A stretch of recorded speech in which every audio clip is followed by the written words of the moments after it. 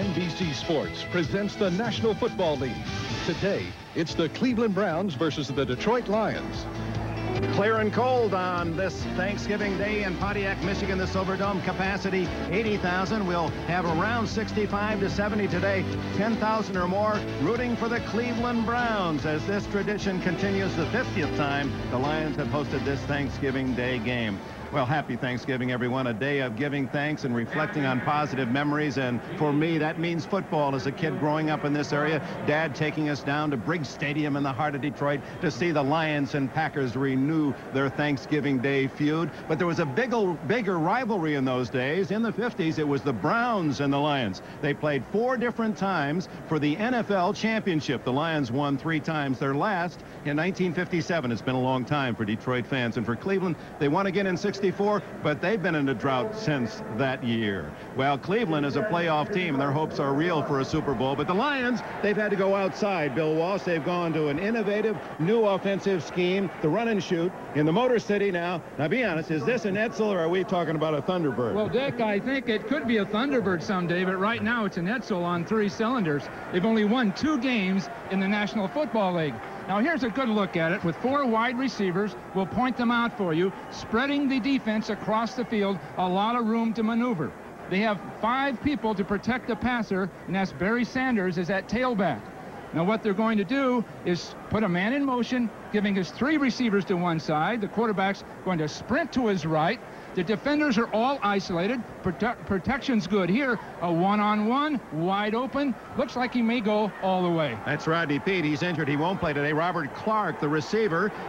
And they can run out of this formation. Well, again, they spread the defense out. 3 wide receivers to one side, and they isolate this linebacker at the bottom of the screen. You'll see Rodney Peete run an option play, the old option play, down the line of scrimmage. The linebacker can only handle 1 man. There's Barry Sanders breaking, and you'll note there's very little pursuit because the defense has been spread all over the field. Yeah, but you saw Rodney Peete take a hit as he pitched that ball back. What are the negatives in this offense? Well, we've spread people out, but we've really spread out the pass rushers too. You'll see 3 receivers to one side, but only 5 pass protectors up front with Barry Sanders. Now, the New York Giants are going to come off those short corners as hard as they can and get there before the play can develop, and this has been a problem with it. It looks good until this happens. Tremendous heat on the quarterback. He's sacked.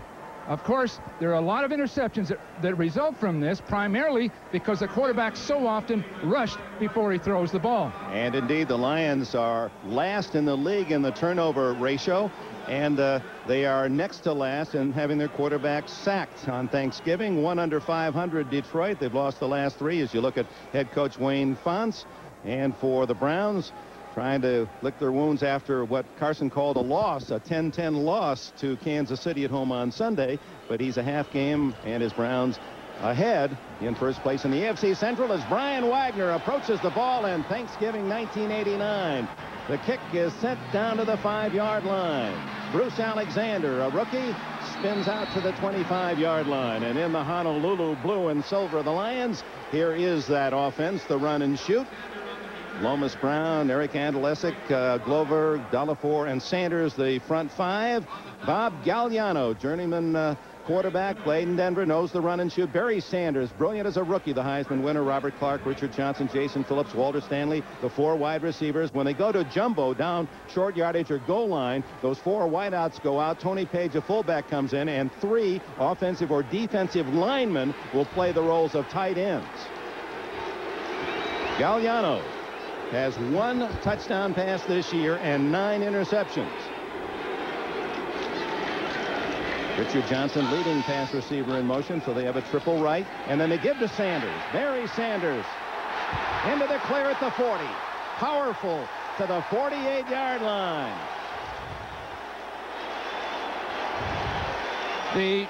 This is the problem in defensing this spread-type offense. The pass rushers spread out. There aren't the kinds of linebackers in there to stop it. You'll see the people widen inside, including Perry, to get to the passer, and there's a big hole for Saunders. And again, as we pointed out before the game, they're all spread out. Very few people can pursue directly to the ball. That's why they have to contain them right at the line or behind the line of scrimmage. So a big gain on first down, and first play, a 23-yard gallop by Sanders.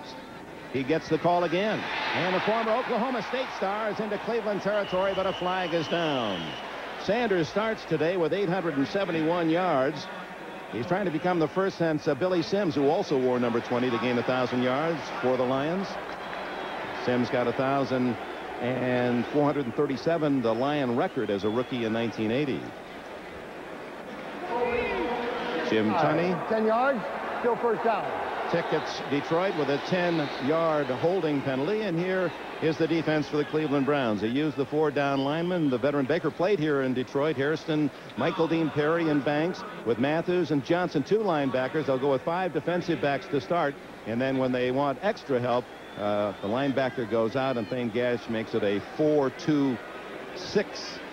Actually, a 4-1-6 operation for Bud Carson. Bud Carson wanted to play 2 linebackers to stop Sanders from running. It looks like they may blitz here. Here they come. And he dumps it off incomplete off the hands of Sanders on what it would be, I guess, the version of a little screen, a side screen. Well, they bring everybody wants so desperately to get to the quarterback before anything can happen, and they allow him through. Then they run a screen. Now, that's probably the best single play out of this offense, is that little short screen to the side the quarterback sprints. Sanders comes to the sidelines. And run and shoot is supposedly giving you all those touchdowns, but only 6 for the Lions in 11 games. Sanders went out. We had an interesting chat with him yesterday. He's quite a young man, very religious, trying to get Wayne Fonts to go to the Holy Book more often. And, of course, Wayne, I'm sure, goes to it, but not as often as Sanders would like. There's the wide open Richard Johnson to the 50 and to the 45, just shy of a first down by 3 yards. That time they sprint left with Galliano and then throw back to the far side. The defense had softened somewhat. So at this point, they're taking advantage of the width of that field and spread people all across the field. You see the sprint, no real pressure on him. Now he looks all the way back across the field and gets a short game out of it. And we almost, well, if we do miss a tackle there, that gets him that extra yard. Right. You know, Wayne Font's story was interesting. Barry Sanders saw the Bible on his desk, saw the marker in it, but this next time he came back, the marker was in the same spot. Wayne hadn't been reading recently, so Wayne from now on just keeps moving that marker. Sanders caught in the backfield, fumbles, and alertly Galliano falls on the loose ball. So the Lions want to make the turnover mistake, and they're able to cover their own fumble in this occasion, but a punting team will come on for Fonts. This is like the fast break in basketball, Dick. Paul Westhead and Loyola Marymount, that fast break, they can look great, they can move the ball, they can hopefully score, but all kind of things can go wrong. And you saw a good example of this offense looking spontaneous and explosive, and then breaking down at critical times. In to punt is Jim Arnold, who is averaging 43.6. The cube, Gerald McNeil, 147-pound package, is back for the Browns. Beautiful high kick that McNeil will field at the 11. And he goes down at the 12 as Tony Page is there to make the hit for the Lions. And we have our first timeout in Pontiac. Here's his offense. Top blocker Cody Rison, the right tackle, Pro Bowler last year. At quarterback will be Bernie Kosar, 25-year-old Cleveland thrower, with Manoa, Metcalf, a brilliant rookie, Slaughter and Langhorne, the wideouts, and the veteran Ozzie Newsome. Newsome and Metcalf go out when they go to the 4 wides, and Lawyer Tillman expects to get a lot of action today, and Gerald McNeil come in as the 3rd and 4th wide receivers. Kosar did not throw long Sunday against Kansas City and didn't throw very hard. That elbow is bothering him, but not enough to put him on the bench.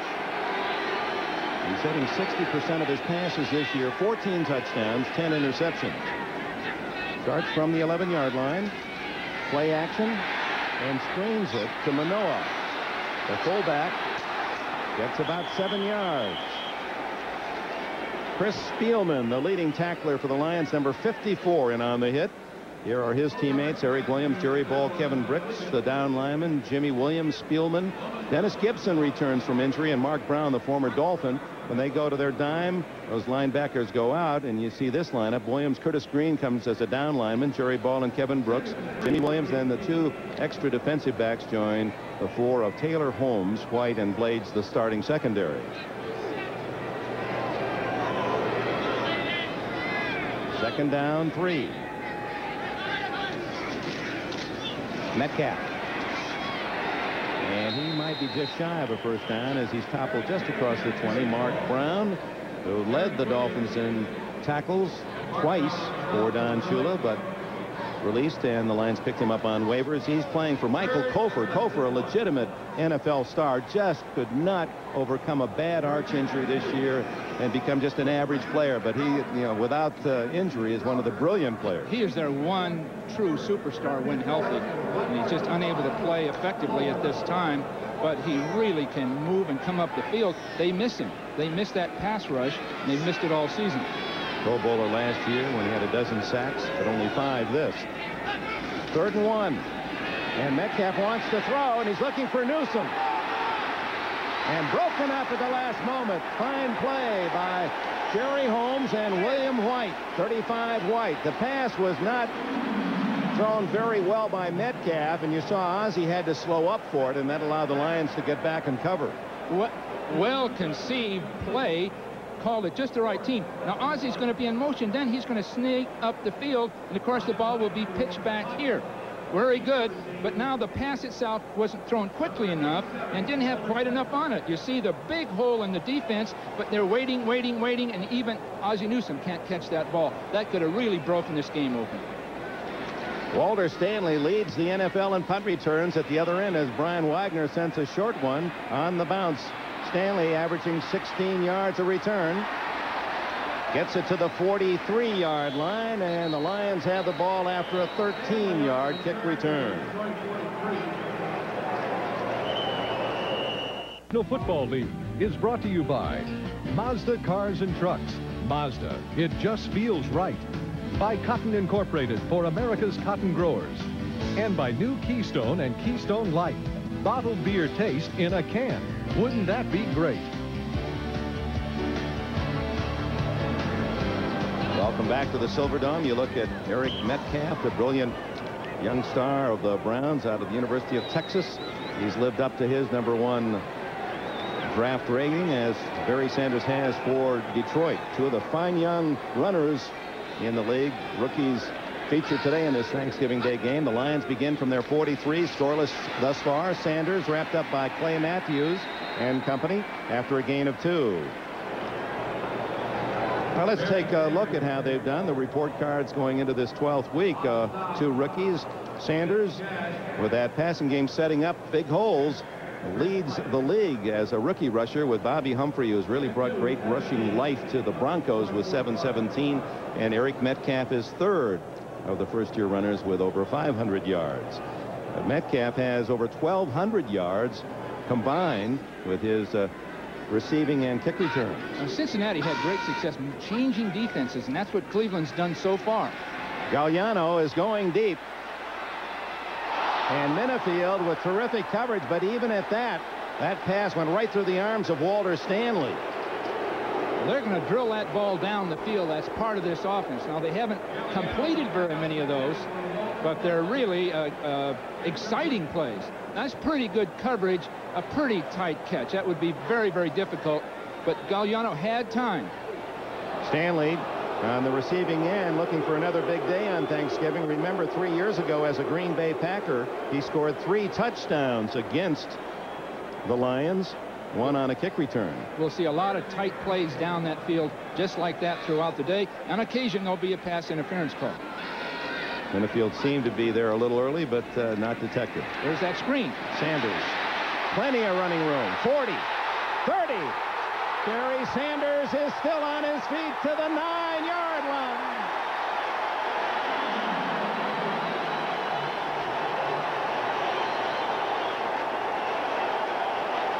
"45 yards for the Lions. They have it 1st and goal.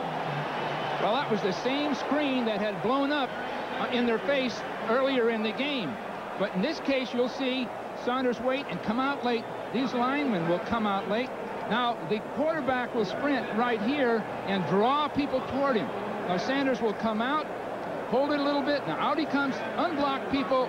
There are all those linemen in front of him. Beautifully executed play. First and goal. They stay with the 4 wideouts. 46 yards now is the call. And here's Sanders. Fumbles into the end zone. And the Browns have it for a touchback. Mark Harper. Now, there you saw in successive plays the best and the worst of the run and shoot. Beautifully executed screen. And that play was very well blocked. We're going to have to see what happened. It appears that the handoff was good, clean handoff. The ball in the right hand, it just comes loose. Just comes out of there without any real provocation, no real heavy contact. But this is what has driven these coaches crazy and frustrated this team all year. Pretty good hit by the Browns from the side that jarred it free, and Harper comes up with the ball. Well, Sanders congratulated for the big run to put the Lions in scoring position. Then he fumbles into the end zone, and the Browns, in this scoreless first quarter, take over at the 20 on the touchback. There's movement, left tackle. Paul Ferrin, veteran from Boston University. He's had his troubles this year. Last week he had to deal with Derek Thomas. This week he's going to have the same kind of problem. Several people. 69. It'll still be first down. Again, it appeared, here's Ferrin on our left side. It appears that the snap count or something was wrong, the handoff, because we have 2 people distinctly moving before the ball snap, and I don't believe there was a noise factor on that play. Dan Pike, the right guard, was the other. You started to mention Ferrin had his hands full, as will most tackles around the league, with a rookie Derek Thomas of Kansas City. Well, he may be the best young defensive player to come into the league since Lawrence Taylor, and a lot of the coaches concur with that. Kozar underneath, gets it to Keith Jones, and Jones to the 21-yard line before Jimmy Williams, a veteran linebacker from Nebraska, can make the tackle. Detroit's primarily a zone team. They'll play zone defense in virtually every instance. Let's look at that most important statistic, how much you turn it over. The Browns are second best in the league to Philadelphia with +12, and the Lions -19 in turnover ratio are the worst in the league. That's at the start today, and they've already coughed it up once and fumbled another time, recovered their own mistake. You just can't win with those kind of stats. Sometimes stats are misleading, but that one isn't. Metcalf in motion on 2nd and 9. Kozar can't find Webster Slaughter. He was covered well by veteran Jerry Holmes. Didn't throw that very well, although we've noted so many times, and so has everyone else who's watched Bernie Kosar. He is unorthodox in his throwing style, will go 3/4, even sidearm, but that elbow has taken a little zip out of an arm that didn't have an awful lot of power in the first place. Well, I think they're also worried about his elbow landing on that artificial surface. One bad blow to it, and it could puff up, and then he couldn't throw at all. But that last time, there was a blitz coming out of Detroit. Both outside linebackers put a lot of heat on Bernie Kosar, and he couldn't throw an accurate ball. 3rd down and 9. Langhorne in motion. 4 wide receivers, Cleveland. From the shotgun, Kosar. Underneath to Manoa at the 26. He fights for another yard, but that won't be good enough for a first down, and Kosar is buried back at the 6 and gets up slowly. Well, Keith Ferguson has now been activated, one of their top pass rushers. He got good heat on that time. And you put Keith Ferguson in, then a Mike Hofer. Detroit has 2 talented pass rushers, if ever they can get them all on the field at the same time. There was a flag on the play. Offense is declined. It'll be 4th down. On 4th down and 3, the Browns bring in Brian Wagner, who tied a longtime Cleveland record on Sunday when he punted 12 times in that overtime against Kansas City, tying Horace Gillum. 1950, a great punter with the Browns. Some of you folks will remember in the days of Otto Graham and Marion Motley, Gillum was the kicker, and he was one of the best of his time. Now, this is a dangerous spot for Cleveland because the special teams coached by Frank Gens with Detroit have great return groups. Excellent coaching, but fine people doing it. What a kick. Sends Stanley all the way back to his 17. 20, gets some blocks. And finally is hauled down at the 32, but there's some laundry on the carpet. Dick, just about every other kicking play, there's a penalty. And I don't know what we can do about it in football, but it just sets people back. This idea of hitting above the waist almost inclines people to push from behind. They can't help but do it to get any contact over and over all season. Or take whatever advantage. You saw Jim Tunney give the signal for tripping. Tripping. 44 on the receiving team during the run back was 10 yards and a first down. Rookie John Miller from Michigan State guilty of the footwork. There's a timeout with 6:30 left in the opening period.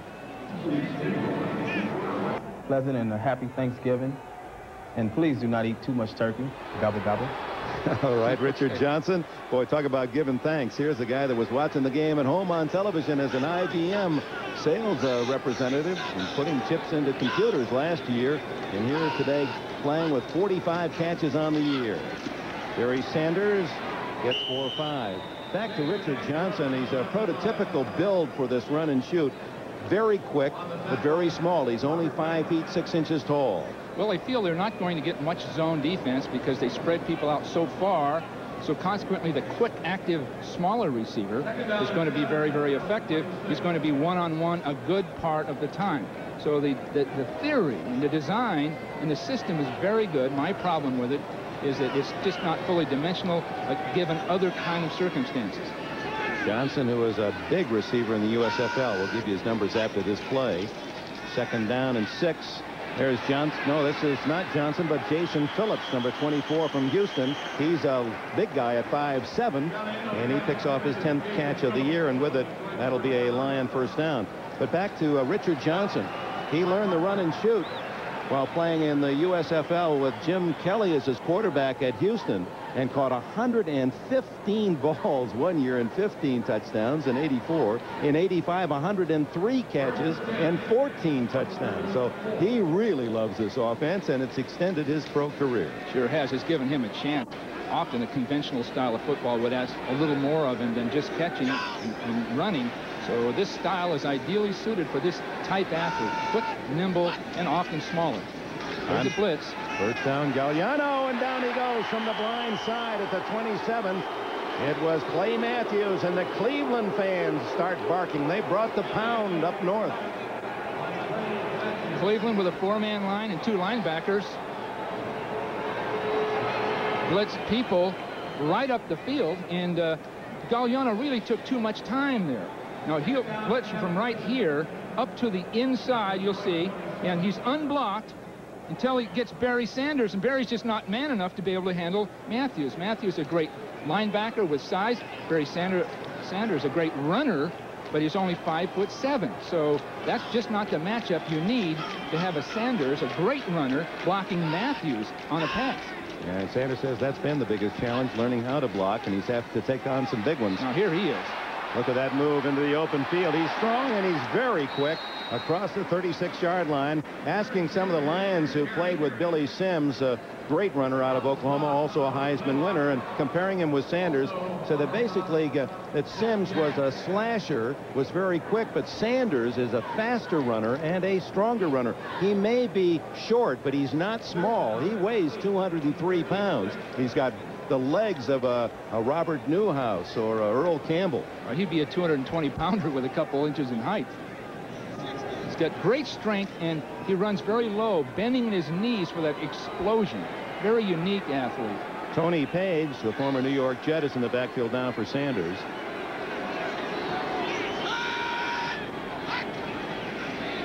Safety blitz.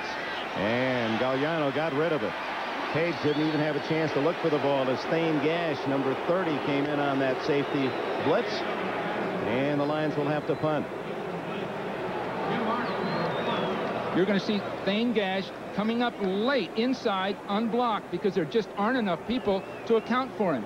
Unblocked right up inside, and you're going to see that screen to the left of your screen, and it just won't develop with a lot of that heat. Now, they've tried it 3 times, 1 spectacular play, 2 that blew up. They can't go to that again, most likely, maybe late in the game, but they've got it figured out. McNeil waits for Arnold's kick. High sailing kick. McNeil at the 28. He's at the 40 and almost twisted clear. He's to the 41-yard line. A good return by the Ice Cube, Gerald McNeil. You might be thinking with his size, McNeil at 5'7" and 142, he'd be an ideal receiver in the run and shoot, and that's exactly what he was. He also was one of the targets of Jim Kelly at Houston. Flag is down, and they might be calling that one back. Well, he pointed toward Cleveland. Penalty-wise, it must have been holding near the line of scrimmage. They're marking it off from the 28. Holding, post-possession foul, penalized, and where the ball was caught. Number 33, 10 yards. Time is up. Right at the line of scrimmage. I was just going to say Cleveland finally has some field position. Again, they've lost it. They're going to have to get out of here. Mike Oliphant, who fumbled twice on Sunday, picks up the penalty. All week long, dial 1-900-454-3500 for NBC Scores Plus. 24 hours a day, 7 days a week, anywhere in the USA. Happy Thanksgiving from Pontiac Silverdome. The Browns and the Lions, first quarter, 3:22 remaining in this opening period, no score. Lions had a 1st and goal, but Sanders fumbled into the end zone, and the Browns recovered. Kozar with Metcalf and Manoa behind him. It's Metcalf. Hit high, and down he goes at the 19-yard line. Well, at this point, Detroit is dominating the line of scrimmage. It's that simple. Cleveland has been unable to run the ball, but of course they haven't run it well all season, and that's been a bad matchup. Bud Carson's been concerned about that. He almost concedes going into the game they're going to have to pass to win each one of these contests, and that's not his kind of football. If he's a defensive coach, and really a great one, he's going to want to run the football to use the clock, and they're just unable to get that done. Brian Brennan in there. He has a bum knee. Both teams have a long list of wounded, nicks, but they're playing today. Manoa. He can't get to the 20-yard line. No gain. Dennis Gibson, who has returned from injury, and he's a tough inside linebacker for the Lions. Well, the blocks aren't being sustained. They start out looking pretty good, but they don't stay with blocks. You'll see people hitting high, then people coming right off to make the tackles. And Gibson hanging on to that leg and would not release. Webster Slaughter comes out wide. Slaughter, who has been the leading receiver for the Browns with 47 catches. And we're going to hear from Webster and Metcalf. They're going to give us a Thanksgiving wrap shortly. 3rd and 9. Underneath to Slaughter. Hit immediately at the 27, shy of the 1st down. Well, that zone is paying off. Detroit is attacking those crossing receivers that are coming up short. They'd like to think they're going to catch the ball and run, but Detroit's all over it. Rookie Ray Crockett and Jimmy Williams collaborate on the tackle. You'll see people backing smoothly into zones. Now a crossing receiver, but watch people converge on him. All 3 of them taking the proper angle. There was nowhere to go once he caught it. Kozar is going to have to go down the field further. Now the Lions responding to some scoreboard encouragement, try to make some noise for their beloved Lions, and they have to be in love with this team for so few embraces that Detroit has offered back in the last few years. Great fans here in the Midwest. The kick to Stanley, dangerous at the 29. What a block. John Miller threw a vicious block on Keith Jones, and Stanley gets out to the 43-yard line. Well, the Thanksgiving weekend means a lot of sports activity, and we've got an outstanding lineup for you here on NBC. On Sunday, big game, Cincinnati and Buffalo, a rematch of the AFC Championship of a year ago. The Oilers in Kansas City. The Chiefs are tough defensively. Pittsburgh at Miami. Miami and Shula. What a surprising way they've rallied here late in this season, and with what appears to be a fairly easy schedule, they ought to be one of the contenders for a playoff spot, and you saw the rest of the games there, and those are our NFL Live gentlemen who will be with you at halftime to give you I wonder what they'll look like after the Thanksgiving meal.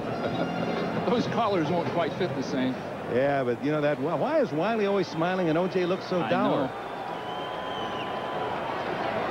First down at the 43. Barry Sanders. Boy, that short stature and all that leg weight, he can turn a corner and doesn't skid a bit. Has about 12 yards. Sanders is so quick. Everyone had an angle on him. The Cleveland defensive line had a great angle on him. He just simply outran him to the sideline. That Cleveland defensive line is not known for his quickness, and that appears to be the difference so far. 52 yards today puts Barry over the 920 mark. Only 2 Lions in history. As you look at Michael Dean Ferry, little brother of the Fridge, only 2 runners in Lion history, Billy Sims and Steve Owens, 2 other Heisman winners, have rushed for over 1,000 yards in a season. And Sanders might just do it today the way he's going in this first half. Doesn't get much there on first down to the 42-yard line. The Browns went to a 3-man line that time with really a 3rd safety man sitting behind the inside linebackers to try to keep an eye on Barry Sanders. So they've used a 4-man defense, and they've used a 3-man. Now there's your 3-man defense right here, and you see people are pursuing back again. Matthews completely misses. This guy is so quick inside. Otherwise, the secondary's all spread out. If he can ever break that line of scrimmage, he's gone. And we're coming down the final seconds of this scoreless first period. And when we return, it'll be Thanksgiving greetings in their own way from the Cleveland Browns. Feeling a lifelong dream. We're hyped up about today. See, it's a special one to reminisce and be thankful for all God has done. You see, we're thankful for our talents and which God gave, but most importantly, that we're living, and not in the grave. To my family who are watching back home in Stockton, I want you all out there to know I think you're #1. But from Webstar, NBC, and the Too Cool crew, we'd like to say Happy Thanksgiving to all of you. Peace. Happy Thanksgiving.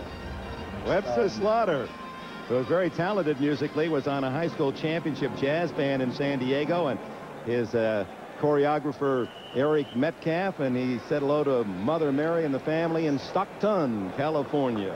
Well, Dick, ours is on in the 3rd quarter, isn't it? Right. If we're not You've got exactly... the lyrics and I've got the dance. I can't wait to see that. I thought I got the lead this time. No, you had the lyrics. You had about 8 words you used, and I did some of my old... Oh, what would you call our style? Well, it was contemporary, what? Seniors contemporary. Early rust. So the Lions open the second quarter with a 2nd down and 7 at the 43 of Cleveland. Galliano has Johnson open, and Richard Johnson, who went from Big Blue IBM to Honolulu Blue here in Detroit, has a 1st down at the 30. That quickness is really showing up. Now, Galliano went to his left that time to throw the ball, which is sort of tough, but he's worked on it. 3 steps, pivot, break to the outside, and the coverage isn't tight enough. They're concerned about people downfield, and Felix Wright was just too far away from Johnson to be even close to making a play. So unless they tighten up on their coverage, they're going to have their problems. There you see Richard Johnson, one of the receivers for Jim Kelly. Gerald McNeil, Ricky Sanders now with the Skins, and Clarence Verdun of the Colts. That was quite a quartet for the run and shoot in Houston. Draw to Sanders. Runs right by the umpire, gets dropped, and Sanders has a 1st down at the 18-yard line. And Hendy Ansich, the umpire, that treacherous of all the officiating positions, he's back on his feet and ready to make the next call. What's happening? Cleveland is coming up the field to play pass. You see people going around blockers to try to get to Galliano. Meanwhile, Sanders breaks between them. So consequently, there just isn't anybody pursuing back to the ball.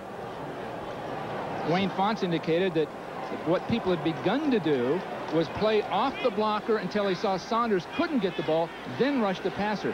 Cleveland probably didn't have time to look closely enough at this. Sanders again. Nothing inside.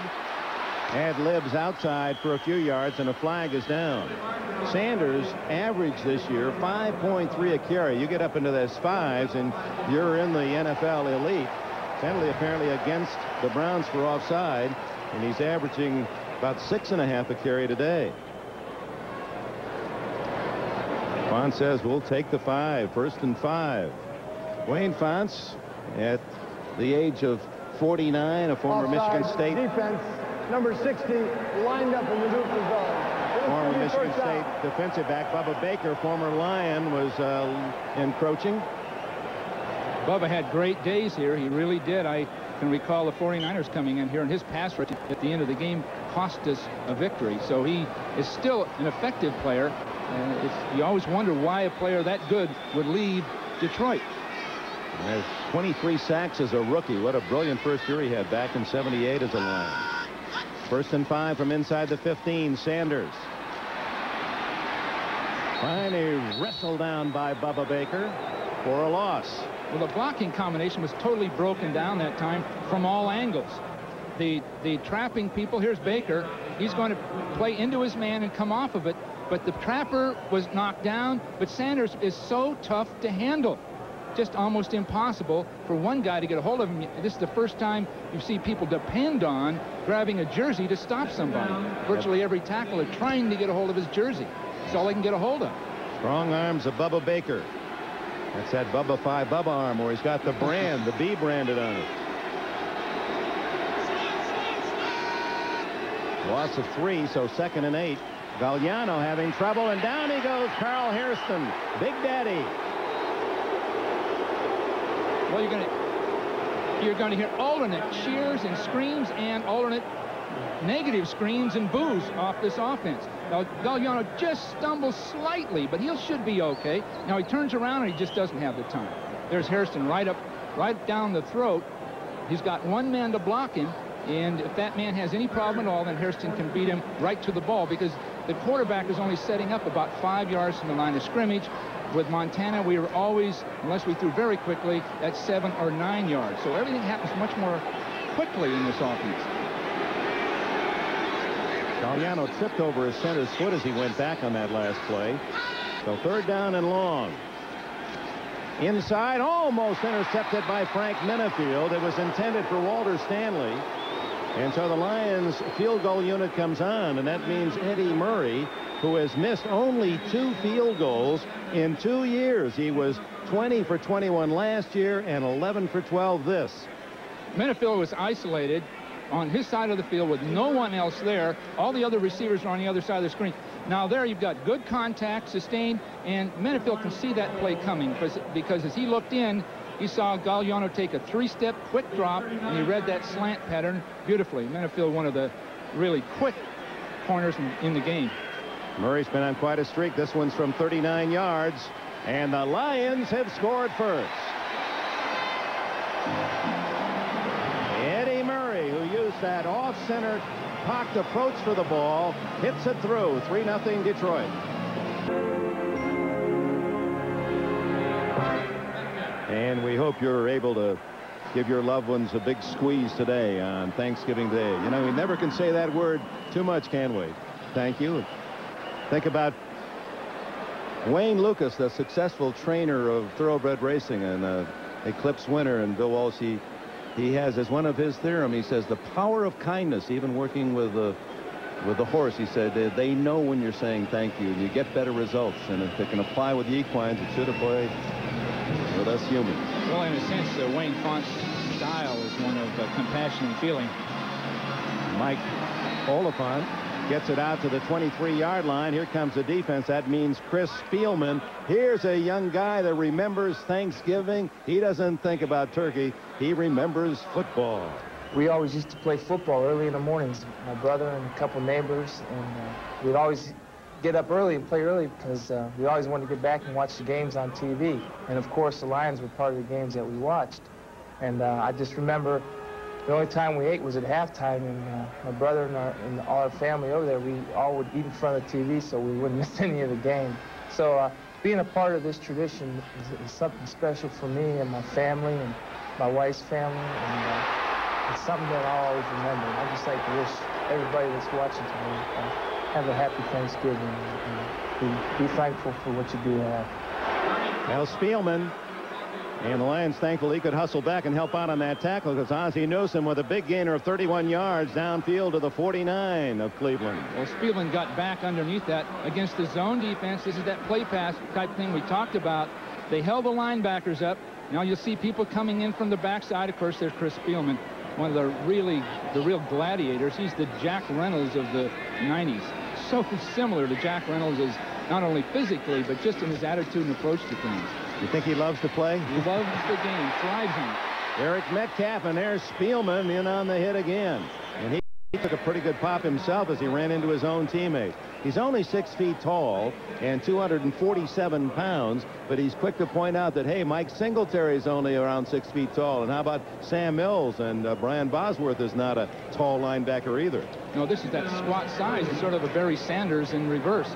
You see him just move and just that relentless pursuit. Everything he's got, knowing that Eric Metcalf sooner or later would have to come back his way. The instant he did, he was right there. His dad was great linebacker. His dad was a coach, wasn't he? 25 years. He started him in football. And when he was 7 years old, he knew he was going to be a linebacker. He had no choice.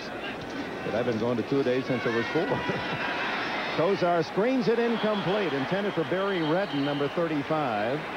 And a flag is down. This Cleveland offense is flat.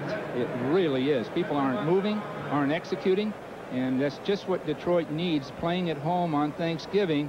This is their ball game, and Cleveland is yet to really rise to the occasion. The ball was touched by an eligible receiver before touching the lineman. No foul, third down. Incomplete pass. There's Mark Trestman, the offensive coordinator. He's done an excellent job. He's a very young guy with very, very bright, very quick-witted. He's training himself well, but he's also, as I say, a very young man. And he's trying to fill a lot of void and experience just with his talent. Bud Carson, when he took the job, the understanding was that Mark Trestman would be his offensive coordinator. He did not select Trestman. That was part of the package, and Bud was happy to have this opportunity, and his strength, of course, is on the defensive side of the ball. And that 45-second clock ticking away on Kozar, and he knew he couldn't get a play off, so has Paul time. Yeah. Play seemed to be a little late coming in. It was Kozar late didn't coming have time. Timeout.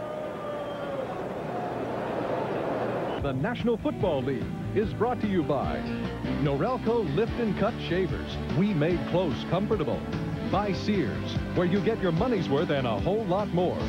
And by Chrysler Motors. Satisfaction is your right, and we intend to see you get it. Detroit Lions on a 39-yard field goal by Eddie Murray. And Wayne Fonts has a 3-0 lead here in the second quarter. The Browns, who scored only 10 in an overtime tie against Kansas City, and then had to quickly get to work on a tough offense to defend, plus lick the wounds in a short week, and the same can be said, of course, for the Lions. Kozar with flags down, can't hit Lawyer Tillman, the rookie from Auburn, the number 2 pick. Jerry Ball, nose tackle, offside. Jerry Ball, one of the Offside defense, 93, jump to the zone. Distance of 5 yards will make it a first down. Jerry Ball, one of the quickest and most likely the best defensive player on the Detroit team, jumped off sides, obviously, but he went to school with Michael Carter, the 49er. Both played the same position. Michael is senior, Jerry Ball a sophomore. And Jerry wants to be exactly like Michael Carter, have the Super Bowl rings, but also have that salary. Jerry Ball, just 6'1" and 292. Kozar on first down. Into the flat. Ozzie for his second catch, but they won't get much out of that. Jimmy Williams on the coverage. Gain of 3. I'm not really sure why they don't throw to Newsom more. He can still catch the ball well. He's one of the great all-time receivers. Very knowledgeable and intelligent. But the tight end's sort of a dying breed in the game today. And here's one of the best to have ever played the game. He rarely sees the ball anymore. And he's moving up the list of all-time receivers in the NFL, and the all-time leading tight end pass catcher. We'll show you the names with whom he is associated on that National Football League catching list. Kozar inside the Langhorn, but it was well covered. Number 21, Terry Taylor, the former Seattle Seahawk, had position on Langhorn. Oh, this will bring back some memories of great catches from great athletes in this league. As you see, Newsom's associates. Of course, Steve Largent still going with 805. Charlie Joyner, Charlie Taylor. Don Maynard was 633, Raymond Berry 631, and now Ozzie Newsome is only 4 catches away from moving up into the number 4 spot. That's amazing when you think of a tight end having that many catches, and he's been a great blocker. He's a Hall of Fame football player. 3rd down, 7 for Cleveland. Kosar underneath to Tillman, and he has the first down, and the Cleveland fans let out a cheer. Finally, Tillman catches a ball. I don't know how many he has this year. 5 now. 5, so he hasn't played much, but again, a top draft choice. Big, powerful man coming underneath against the zone, catching the ball with his body. Great. Now he lowers his pads and goes through people. That's just what value he'd have as far as the Browns are concerned. He's 6'5" and 230. Do you think they'll move him in at the tight end for Ozzie when he retires? Well, you sort of need ballast to be a tight end. You can be 230 and not really be a strong enough blocker. I don't think he's a tight end type. He's just a tall, rangy athlete playing the kind of game that Dwight Clark played so beautifully for the 49ers. In fact, in this stadium, I think of Dwight Clark and Joe Montana making all the plays. Terry Taylor, injured on that last tackle, comes out and will be replaced by free agent rookies Bruce Alexander. That's right, your first Super Bowl. I meant to ask you about it. The 3 Super Bowl wins in the 80s. The first came here in the Silverdome. Was that your best team of the 3? No, that was not a team with much depth. It just had great heart, great intensity. But what a game we had here, because we're playing really a superior Bengal team. That's just coaching talk. You really thought they were better than you that year? Well, they had better personnel, but we just happened to be more a tightly knit team, a little bit fortunate. And if you'll remember, Dick, we kicked off on this surface.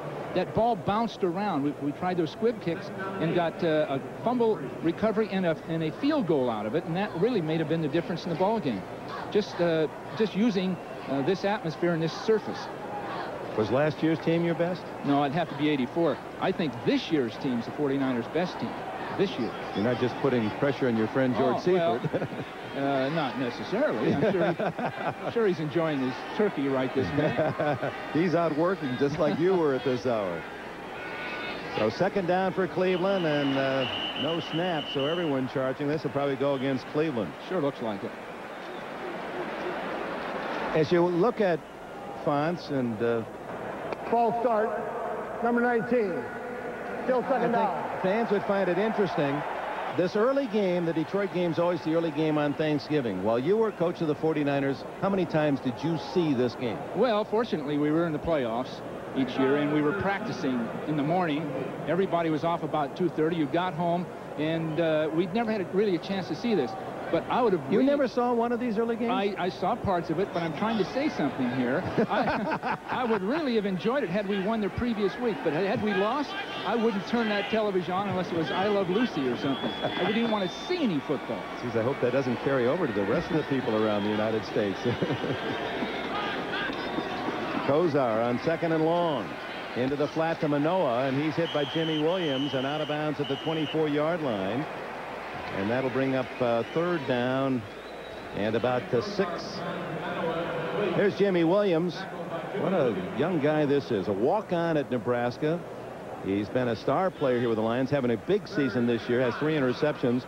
And in the offseason has devoted his talents toward his religion.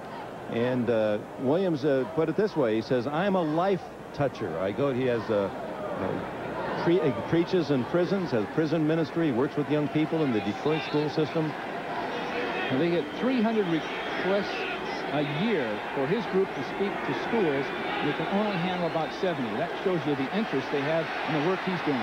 Underneath to Gerald McNeil, and he's hit by Benny Blades. That's a mismatch. Blades, the powerful 2nd-year safety from Miami, at 215 pounds, and he gets the slight mite Gerald McNeil. Well, that was a hit. And he really used his size effectively because he just took his man completely to the ground. He didn't take part of it. He just overwhelmed him. Matt Barr, the veteran place kicker, will try to tie it for Cleveland. Well, it must be a delight for him to be kicking no wind, no weather. He has to be good to have done so well on that tricky surface at Cleveland Stadium. This one for 35 yards and a tie. And so it is.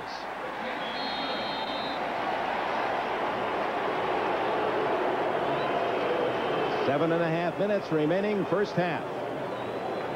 Guys here in the Pontiac Silverdome, the Lions and the Cleveland Browns. I talked with my buddy Al McGuire, my partner on the basketball side. He said, be sure to wish the coach a happy Thanksgiving. He wants to get a chance to meet you sometime. Well, he's a great guy, and I hope he does well this year. I'm sure he'll do a little better than I'm doing. The Lions have the 3 all-time. Breaking out is Mel Gray, who leads the NFL in kickoff returns, and that's why he's to the 39-yard line. Well, they lead the league in kickoff returns, and there's a good demonstration. Frank Gans really thrives, the special teams coach, really thrives on coaching this phase of the game. Dave Levy, one of their other coaches, indicated they think Frank would like a game where there were just 60 kickoff returns for each team.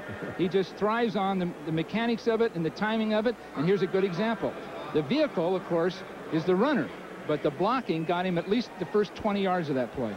Mel Gray, who was a Plan B free agent pick from New Orleans, and he's averaging 26.7 coming in and had 36 yards on that return.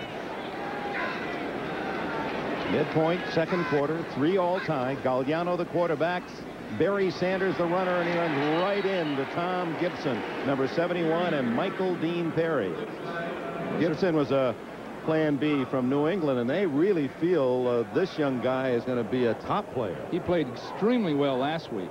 He's big, solid, sound, and he can hold the point, as they say. In other words, he can hold that offensive tackle at the line so there isn't any real movement on the edges of the running game. And he did a fine job there. Playing next to Perry, of course, is a real advantage. Michael Dean Perry, well, they're saying they're going to have to tighten up the holding rule on Michael Dean, or at least buy a whole shipment of New Jerseys for him. They can't keep the numbers on his back. 2nd and 10 as Sanders held without any yards on the first down carry. Downfield it goes to Jason Phillips, and a first down. Boy, that's a tough throw, rolling left against your arm, and he winged it well. Well, that was an audible. Galliano saw a zone defense. There weren't enough defenders over to those 3. See, 1 defender and 2 receivers. He knew with that look it had to be a zone, so he split that zone with what they call a seam pattern. Extremely well done. Beautifully executed play. Now, is that when the Lion receivers are talking about the way the system works, it's a body language. They have to read the defense, and Galliano has to hope they're reading what he's reading, and that's the result. That's right. Well, this was pretty evident because there was only 1 man over there to cover 2, so it had to be a zone defense. First down at the Cleveland 43. 5:45 remaining in the second quarter. The quickie to Phillips, and the former University of Houston star close to another first down. The blitzers just aren't getting there. That time, both inside linebackers blitzed, and they came about half speed. They were confronted with a blocker and slowed up. You have to penetrate to do any damage to this offense, and at this point, Cleveland just isn't penetrating. Nobody's getting across the line of scrimmage. Jason Phillips, who led the nation in receiving, 207 catches combined in his junior-senior year with the Cougars of Houston. He was a junior college quarterback out in California. Here comes that 3-man line again for Cleveland. They're looking for some formula to slow this team down. And a little draw, and Barry Sanders battles to the 28-yard line, a gain of about 5. Chris Pike, 305-pound defensive lineman, and Frank Minifield, the 180-pound defensive back, team up on Sanders. There's Pike and Minifield. You know, Chris Pike's really an interesting guy. He played only 2 halves of a game in college, injured throughout his career or ineligible. A great specimen of a man. He's huge. I can't recall which of their coaches said he's the one guy that could fight Tyson and could last a few rounds. I don't know if he'd ever land a punch, but this big, powerful man, and he's still learning to play the game. Sanders isn't. He's down to the 23. Well, I should say he's learning the finer points of a game that is already outstanding, as Barry Sanders from Oklahoma State. And there's the big guy, Pike. 6'8". What if his nickname is Turn? He's big enough. You're so clever today. But you know, he's 6'8", 270. And we looked at the films when I was with the 49ers, and he played incredibly well. But 2 halves of games. So he's bounced around since. Last year, knee injury, IR. But what a huge specimen of a man. And Here's the jumbo offense, by the way, for Detroit. Trevor Maddich, a lineman, and Sanders leaping off left guard for a first down. This is where they get more orthodox. The Silver Streak becomes orthodox. They don't have a tight end, so they have to go to linemen to fill those tight end positions. Right, they'll have 3 linemen playing here. They're not at all tight ends. In fact, this is Ball, the nose guard, right here. So they're going to they're not going to have tight ends on this team. They don't want that. So they finally put defensive linemen. Early in the year, they said we don't even need that. But later they found they at least had to have something where they got some power blocking on the edges of the offense. There's Mouse Davis, the offensive coordinator. It's his system. He's refined it through the years. Started out at Portland State. But he couldn't find any big guys that were fast, so a lot of little quick ones. So he said this is the offense. Too much time. Delay of game against the Lions. Couldn't get the play off. It looks as though Galliano saw something, wanted to change the play, started to, and ran out of time. Coming up on Saturday, a big lineup for you on this holiday weekend. The Milwaukee Classic, the PBA Fall Tour at 1:30. And then our buddy Al McGuire will bring you all of his preseason picks, a basketball special, including a feature on Larry Johnson, the brilliant new player of UNLV. And then the Skins game, Floyd, Strange, Nicholas, Trevino. Get it going at 3:30 Saturday. Galliano going deep, has Johnson open, touchdown!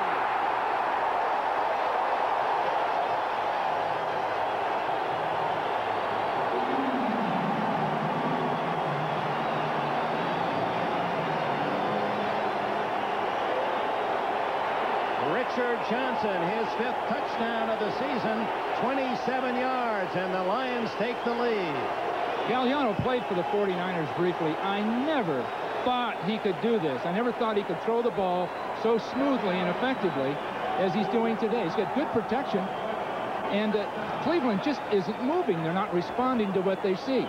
And we'll have a chance to look at this play because it's surprising that the Cleveland team didn't respond to that simple corner pattern a little bit better. Eddie Murray out of Jim Arnold's hold for the extra point. You'll see how they'll not line up the ball straight up. Look at how they lean it toward the holder, and Murray nails it through. He feels that that's the best system. He gets more foot on the ball with an angle, and that it's a truer flight. 10-3 Detroit. Well, here's a good look at the pattern. It's strictly a corner pattern into the field with Galliano sprinting shortly to his left, and you'll see that there's a big hole in the defense. Now he's losing his man at the line of scrimmage, but look at that big hole outside, safety not getting there, and consequently there's just no one between the receiver and the quarterback. A simple throw. Galliano, who has thrown for only one other touchdown pass this year, enjoyed that one. Galliano, last year at this time, he was a viewer on Thanksgiving Day in Ventura, California, studying to be a fire safety inspector. And here he is trying to put a burn on the Cleveland Browns as he benefits from this run and shoot and his experience and brought in here. And I had the feeling when we were here this summer that he was here to help the other quarterbacks, that he wouldn't last it out. But it's Eric Hipple that is gone, and Galliano is the 3rd quarterback. Well, he has knowledge of the offense. He has poise. He's got touch on his throws. But I have to say that with the 49ers, we just didn't think he could ever throw the ball sharply enough or move well enough. But he's certainly doing it here. Maybe this system really enhances the kind of skills he has. 3:21 remaining in the half. Terry Metcalf, or his son Eric, is the man in the middle for Cleveland. Well, Tony Blaylock, number 24, that last touchdown, was really beaten at the line of scrimmage. It is Metcalf at the 6. Guarding and dodging, but no holes, and he's down at the 17. Karpinski and Miller, a couple of rookie free agents, make the tackle.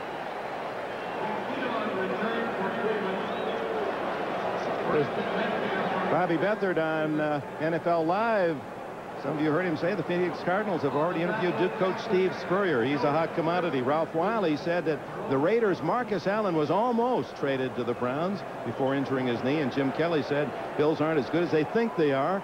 And they are in a fight for the AFC East. And the Miami Dolphins fans could not agree more, as well as the coaches still feel they have a chance. Our gentlemen in New York will give you their insights of this first half and much more at halftime. So stay with us. Deep in his own end, 16-yard line, Kosar. Play pass again. And underneath to Metcalf. So he faked to Metcalf, let him slip through the line, and then threw him about a 10-yard play. Chris Spielman made the tackle. You know, Metcalf makes all kinds of people miss. It's exciting to watch, but I've yet in these games we've seen, Dick, seen him break something big.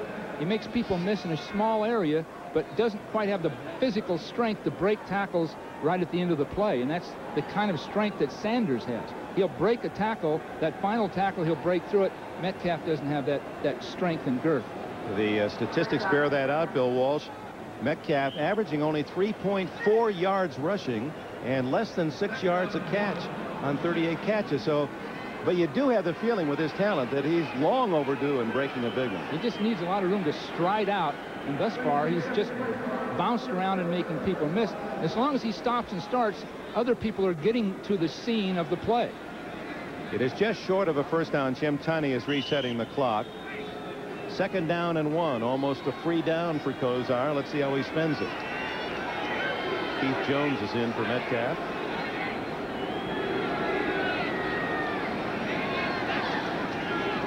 Fake to Jones. And then the throw to Newsome, incomplete. Nice play by William White. Ohio State. And the safety man knocked it free. Kosar read the coverage. Both safeties rotating to the outside, which means Newsome seaming down the middle should be open. But both safeties converge on it before the ball gets there. And a flag is down against the Browns. Holding 74. Still 2nd down. Paul Farron. And that'll take it back to the 15-yard line. Bud Carson, he wears one ring, a Super Bowl ring, and he said it was the first one that he won while he was with the Pittsburgh Steelers, because that's where the defense did shine, and he was the defensive coordinator. The 16-6 win over the Minnesota Vikings in Super Bowl IX. That's where they really came out of nowhere to win the Super Bowl with that great defense, and as you indicated, Dick, he was really the mastermind of that. Heel Kirkland. 2nd and 11. Kosar to Langhorne, and Langhorne has a first down at the 38. Was that needed? That saved them. It really did, because they had bad field position against a red-hot Detroit offense. They had to get a first down out of that. That sort of saved them for the second half. Boy, and he just laid it out there. That was a feathery touch pass from Kosar. Was highly accurate, not strong of arm, but cerebral quarterback who reads defenses so well, knows everyone's assignments, and probably much more. An academic star at Miami as well as a football quarterback, and able to lay the ball in the right spot. Sort of an awkward-looking athlete, much like you and I, Dick, and yet he gets the job done. This is Metcalf dancing. You know, if you were going to chart the way Metcalf runs, it almost looked like the results of your EKG test. I mean, he just zigzags all over the spot. 2-minute timeout. Wonderful nice to day be here in Pontiac. Well, earlier in the week, Jim Mora, the head coach of the New Orleans Saints, got in trouble because of this particular Dow. And in your great career in coaching, I know you had to swallow often regarding, you bit your lip off, and this is your chance. Well, symbolically, for coaches all over the world, I do this. You're next. No, I just don't I do this. This is. You know, this was made in China, so the Chinese even have officials. You're on your own, big boy. Even the head comes off and the whole works. Huh? Well, what do they think of us?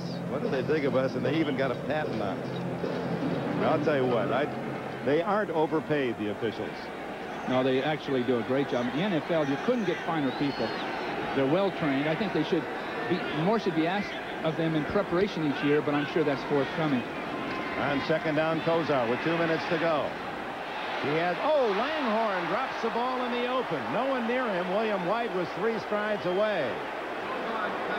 Kozar did a great job of looking up the field and keeping his head looking up the field, then throwing sidearm to the sideline. That left Langhorne completely open. Everybody responding up the field. And that's a play, obviously, you have to catch that play. Because Cleveland... Not only to catch it, but to get out of bounds, and he was in perfect position here. He's going to get 8 or 10 yards and to go out of bounds. And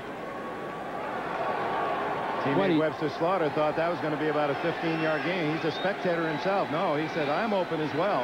And then he said, oh, no. Third down and 8. Over the middle. And a tough catch this time by Langhorne. So he misses the easy one and comes back in heavy traffic and steals it from Jimmy Williams and Benny Blades. Detroit's dropping people deep, then expecting to attack the ball when it's thrown in front of them. It's an excellent job of defense because that was a very, very tight completion. Very tight. And Cleveland calls time. Their second. No timeout. Nope. Cleveland. Now you hear there is no timeout. There's Woody Woodenhofer, one of the veteran coaches. He was a Steeler coach, too, wasn't he? He was on that great staff.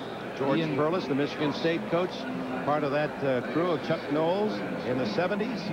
Well, they had the answers in the 70s, much like Miles Davis thinks he has them now, but they did have them. They proved that they didn't talk much about it until after they'd done it.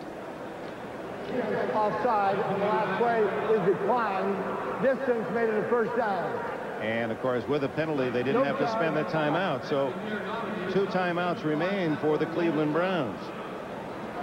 1:45 to go. They're trying to rally to tie at halftime. The Lions, the underdogs by a touchdown in this Thanksgiving game, lead it 10-3. He's changing the play. He's got that Chicago 46 defense up there. So it looks as though Detroit's going to try to put some heat on right here. Here they come. And the throw to Slaughter, who takes a mean hit from William White. About an 8-yard pickup. So much Michigan, Ohio State interest naturally in this part of the world. In fact, Chris Spielman is hoping after the game, the players will have the weekend off because of the Thanksgiving Day tussle, that he can get down to Columbus and see his alma mater.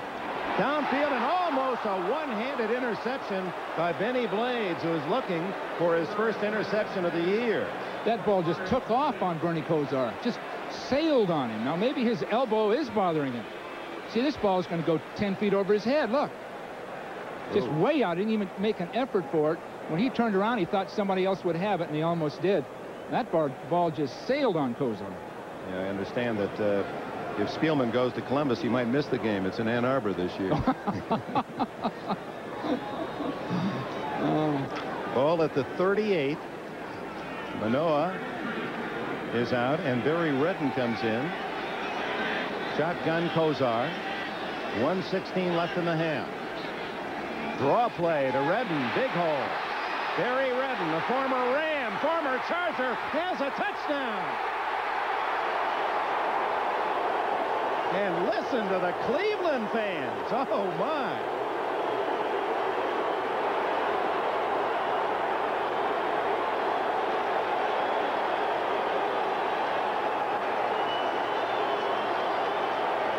What a call and what a run by Redden, who had carried only 15 times in the previous 11 games, and he picks up a big one, 38-yard touchdown. You know, there are players that you see and observe through your career. You wonder why they would never really make it as a starter. He was a #1 pick, and he never really made it with the Rams or the Chargers. But right here, he demonstrates speed and judgment and instinct, and it's really maybe he'll help them. But you'll see him come through, start here, then bend out and make a foot race out of it, and he just reads the blocks. There was a blitz inside. See him start up. Now watch, he sees the hole, now breaking to the outside, picking up Langhorne's block, another block outside. Now he shows good speed. People have an angle on him, defensive backs, and they can't catch him. But that play worked because the wide receivers really blocked downfield. They were really alert to it. Watch this. Up the field, then straight on out. excellent blocks to the outside. A lot of those aren't really planned, but if that receiver's alert, he's in position to make the play. So 84 yards in 8 plays, and the Browns have tied it at 10. I couldn't believe that cheering, Dick, from this group. It seemed like at least half of this crowd are Cleveland fans.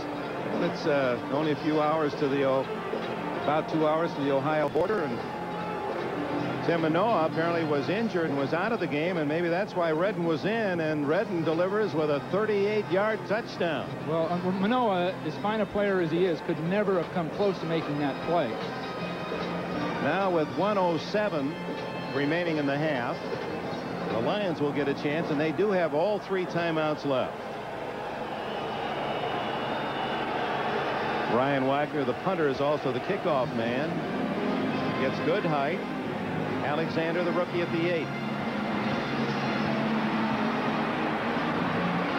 And they made him stretch across the field, and he ran out of room. Mark Harper made the tackle at about the 27-yard line. And Bob Galliano gets final word from Mouse Davis. We were talking about Al McGuire and his special on Saturday, and you all have heard the news that CBS has acquired the NCAA tournament rights for another 7 years for $1 billion. I talked with Al, who's recovering from Achilles tear surgery, and he said, when somebody told him, he said, oh, that can't be right. When I finally saw it in the paper, he said, you know what, Dixie? He says, the fat lady has finally really sung. That's how he put it. Oh. Yeah. She has sung the whole opera. 7 more years for CBS. Galliano made a great throw to Richard Johnson. Hands off to Sanders, slowed in the backfield, and then pulled down by Thane Gash. Did you see Gash grab for that shirt? They need that shirt to get this guy down, and for some reason it's just loose enough that they are getting a hold of it. And Michael Dean Perry, who's a big NBA fan, was the man who was in the backfield initially. And Perry, this year, along with 4.5 sacks, there have been 12 holding penalties called against Perry, and he said that's only about a third of the number. In fact, last week they had to re-sew the 92 back on his uniform. Mike Webster did a real job on it. Well, he can jump around blocks so quickly. The guard himself has a brutal time trying to stay with him. His brother, William the Refrigerator Perry, storied hero of the Chicago Bears in their Super Bowl year. And Michael Dean refers to his brother as the big guy, the big boy. Down there in Aiken, South Carolina, they used to compete against each other at a recreation center across the way. He said, the Fridge at 350, he can still dunk the ball. Well, let's put a little weight on Dick and give it a try. That's hard to believe. It really is. But Michael Dean was drafted later than people expected because they were concerned that he'd have a desperate weight problem like his brother, and thus far he hasn't. He's been a very effective player. Second-round pick out of Clemson by the Browns, and he broke all of Williams' sack records at Clemson, showing he belongs in the NFL. Wasn't played much last year by Marty Schottenheimer as a rookie. Galliano with Baker chasing. Ooh, is he hit at the 28-yard line. For some reason, slowed up at the sidelines, and that allowed Frank Minifield to submarine him. That was one of the few times that Cleveland got pushed all across the broad front of the defense, so that Galliano was sort of stuck back there, and he couldn't really get himself set to throw. You see the push all over him. Now he's, whatever speed he's got, believe me, he's trying to use it right there. Lions aren't going to take any chances. Galliano didn't go out of bounds, and the Lions are not going to call time. The fans here that came to root for Detroit don't like that, but all things considered, as an underdog, Detroit apparently pleased with a 10-all tie, and they'll go to work on Cleveland in the second half. There's the man, Barry Redden. A surprise 38-yard run from Redden, used sparingly all season long, giving Cleveland a tie at the intermission. Coming up at halftime, Thanksgiving around the NFL. It'll feature Dan Marino of the Miami Dolphins, Cincinnati coach Sam Wyche, and San Diego Chargers. And I suppose Jim McMahon might be in the thick of that. At the intermission in Pontiac, Lions 10 and the Browns.